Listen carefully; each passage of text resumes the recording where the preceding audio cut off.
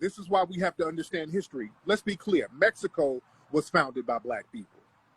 Mexico was a slave colony. People always kind of forget that about Mexico. Not only was it a slave colony, the indigenous people in Mexico were black. If you go look at the bone and pack images of those black people with dreadlocks, I done been down there. We know the big Olmec heads down there in Mexico. Let's be clear. Mexico was a black satellite. Let's be very clear. That's why so many parts of the culture of Mexico come from black culture. They tried to whiten it up within the last 100 years and erase some of the black culture out of Mexico. Yeah? But Pio Pico was very proud of his black heritage. And he was cool with Biddy Mason. They knew each other. Yeah? Let's be very clear. Vicente Guerrero, one of the earliest presidents of Mexico, was black. They would call him El Negro, the Negro. That was his nickname, the Negro. Cinco de Mayo. The people who fought in Cinco de Mayo were black Maroons down in Mexico. Family, I want you to Google Cinco de Mayo celebration in Mexico. Get off there, Sierra. Get off there. Google Cinco de Mayo celebration in Mexico, where the Mexicans put on blackface and they act like Maroon fighters down there in Mexico. Google that right now. Y'all better understand history. This is why museums like what we're doing is so important, so we can tell the damn truth. What's up, young Mimi? I see you. Vicente Guerrero, you say he was Indian and black. What's an Indian? What's an Indian? Let's get into that. Who are the Native Americans? Let's get into it. Because that's another thing we're going to touch on in the damn museum. Who in the hell were the real Aboriginal Americans? Y'all only think that it was the Mongoloid-looking natives that were the real Native Americans.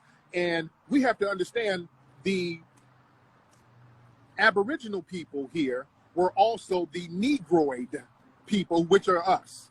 It were black people looking just like, get off there. Black people looking just like us who were the Aboriginal people in the Americas. Many of us were not brought on slave ships. Let's keep this thing a buck. Only 6% of black people enslaved in Africa came to North America. I'm going to say it again. This has been documented facts. Only 6%, no, but most of us are from Africa. That's not true. Only 6% of the people enslaved in Africa were brought to North America. Most of them were brought to the Caribbean and South America, Central America, Brazil. Only 6% came to North America. This is documented. Let's talk truth. See, we're going to have to get this shit out here and just talk the truth. When many of the white explorers came here, they themselves said, hey, these are the same, they look like the same people from Africa. These look like the Ethiopians. There's a reason why they called them Indians. Why did they call them Indians? Because of the skin color. They were black just like the people in India. Just the hair was woolly. Understand history. A lot of us were already here. Black ass people sitting already up in here, and they just said, okay, we're going to take you from your tribe and we're going to get your kids and we're going to raise your kids up and have them thinking he's a Negro. What's a Negro? There's no real definition of what a Negro is. It's just somebody who's black. You understand? We better understand real history. That's why they would call them Blackfoot Indians. Look at them. Again, I lived in Alabama as a child. They had something called Tuscaloosa. Look up what Tuscaloosa means. You understand? That's why we're doing this movie, talking about the Black Seminoles and the Yamasee, man. The Yamasee Wars out there in the Carolinas. The Melungeons. We're going to talk about the real history of the Aboriginal. You got to get off there, man.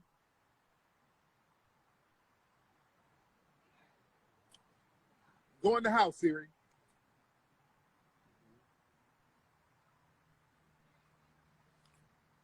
What's up? You said our heritage is Israelite or Hebrew. Okay, but look, I'm saying that no, Siri, don't put that on there.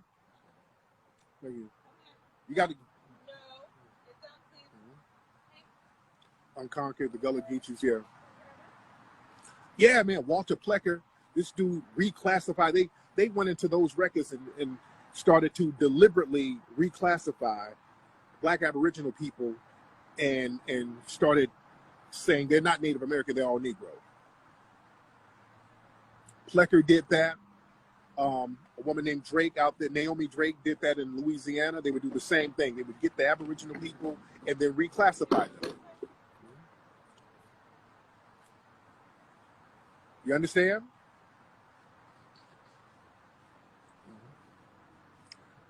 Asir, get off that. Go down there in Louisiana where they got those Mardi Gras Indians. They got those black people dressed up in Indian attire. They're acknowledging their lineage. Remember, listen, a lot of the Black Native Americans, listen, especially down in the ones who went to New Orleans, listen, let me give y'all some history. See, this is why the museum is important. When go in the house,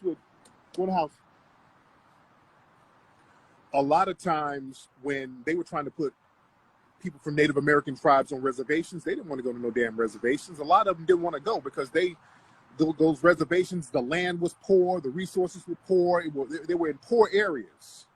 You couldn't really cultivate your crops like you needed to cultivate them. Yes, Tuscaloosa means black warrior.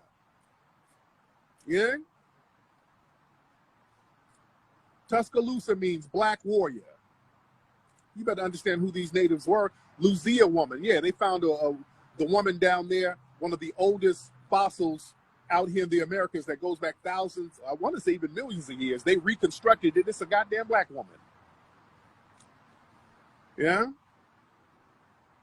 But what was I saying? I'm telling you about the Native Americans. They were trying to send a lot of Native Americans to these reservations in Oklahoma, all in the West, and many of them did not want to go. So what they would do, they would just go blend in with black people. They would go live among black people. They're like other black people. Well, hell, they're like, we blend in, we look like them.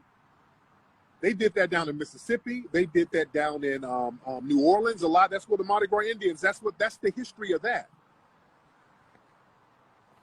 They would just go blend in with the rest of black society. Like, fuck a damn reservation. I go live with my brothers over here.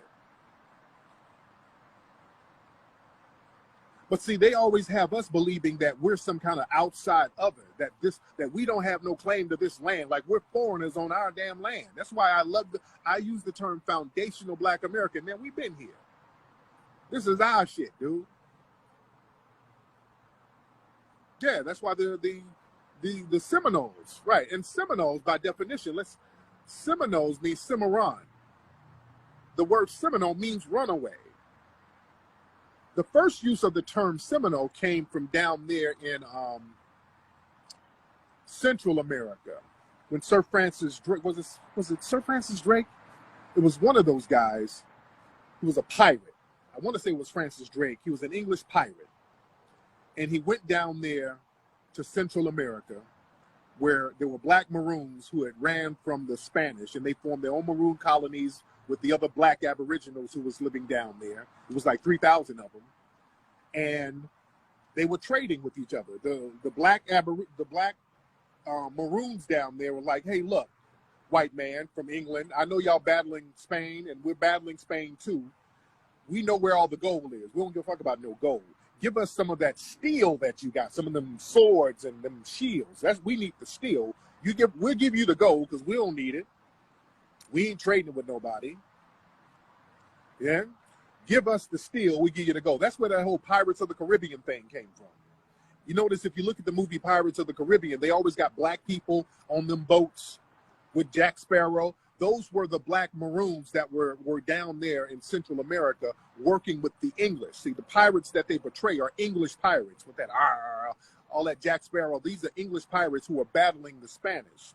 And the black people who were former Moors were going against the Spanish as well. So they were allied with the English. You understand? Real history. What's up, Teo? What's up? Say hi, Joe. What's up? You not watching us? Push you on the swing? Yeah. Well, I'm doing a live. Where's Desi right now? She can push you in a second. Say hi to everybody. You're not going to say hi, Tail? Come back here and say hi. Come here, boy.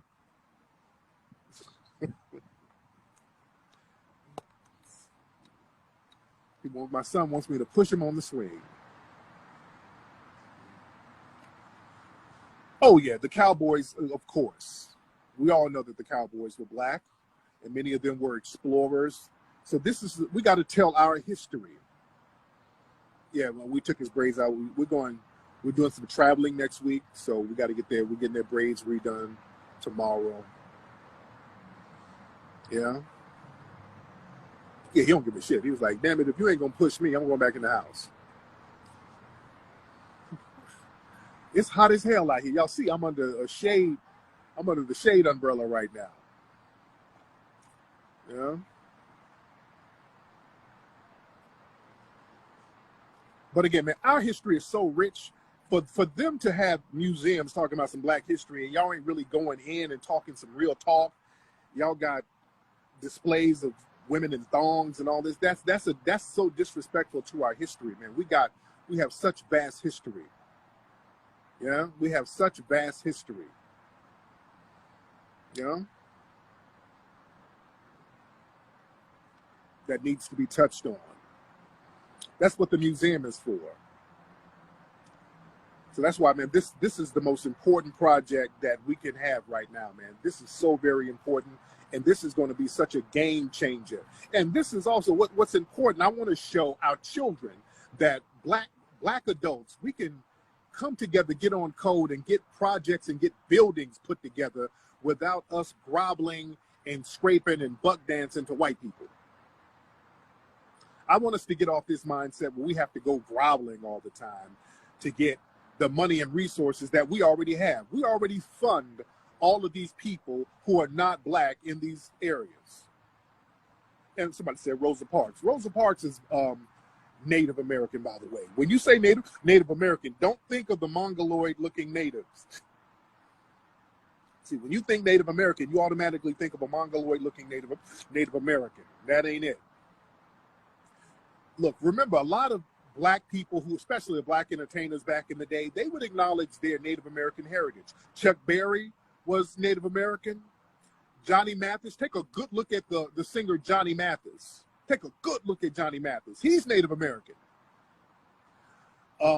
Lena Horne, so many of our people, man. We know Rosa Parks. So many of our people were Native American, but they had black phenotypes because many Native Americans had black phenotypes. Yeah?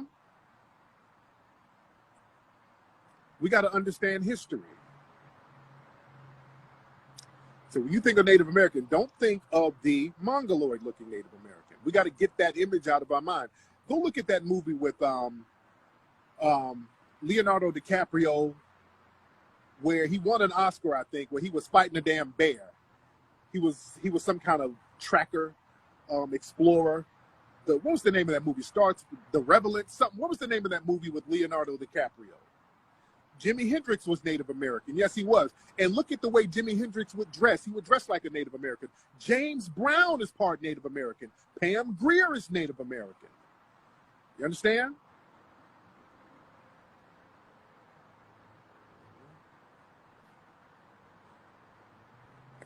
Let's be very clear. The Revenant. In that movie, they kept referring to Native Americans as tree niggers. Don't miss that. The Revenant, that's the name of the movie. Go look at that movie. They kept referring to Native Americans as tree niggers. A lot of people are Native American. Old Dirty Bastard, the rapper, was Native American. Do you know Flavor Flav is Native American? It was Shanticop, Native American up there in New York. Flavor Flav is Native American. Oh, yes. And if you take a good look at Flav, you can see it. Yes. Look that up. Do you know Flavor Flav is part Native American? I believe him when he says that. Our brother Waka Flocka is Native American. Yeah.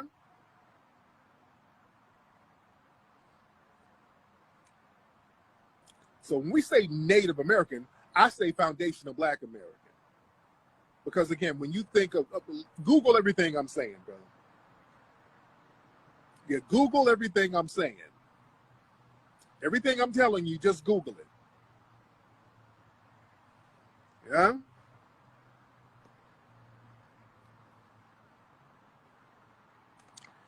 You're confused. You say it's Native American and Black one and the same. No, because it's been all jumbled up now.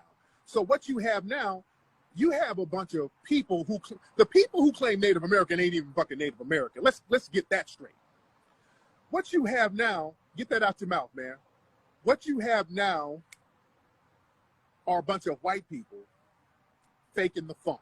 You have a bunch of $5 Indians.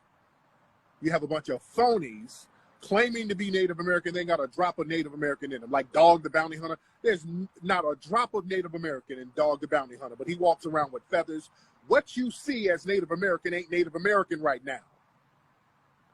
You better understand how the white supremacists are like parasites. They'll take your culture, they'll absorb your culture and then claim it for themselves. None of these people that you see, these white folks running around talking about they Native American, they ain't got one drop of Native American blood in them. Yeah, Steven Seagal and all of these. Get the fuck out of here. You see? That's the con game they done ran, man. They tell us, black folks who done been here for thousands of damn years, that we're some foreigners, and you got some white man who done got here 10 years ago talking about he's a damn native and he got on feathers and a peace pipe. Get off the pool.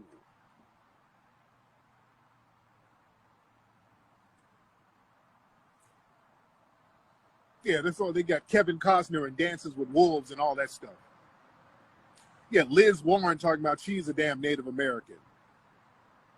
Yeah, Iron Eyes Cody, the crying Indian, who's a damn Sicilian. He's 100% Sicilian. Dude ain't got one drop of Native American in him.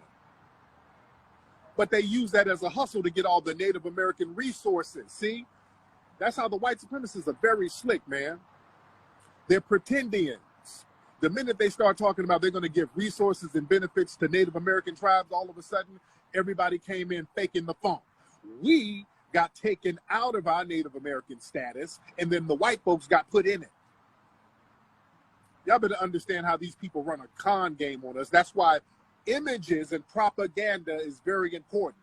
You know why they can do that? Because we don't have no institutions telling our truths. So anything they come along with, we believe it. We don't have nothing telling the truth. And we depend on them to help us tell our damn truth.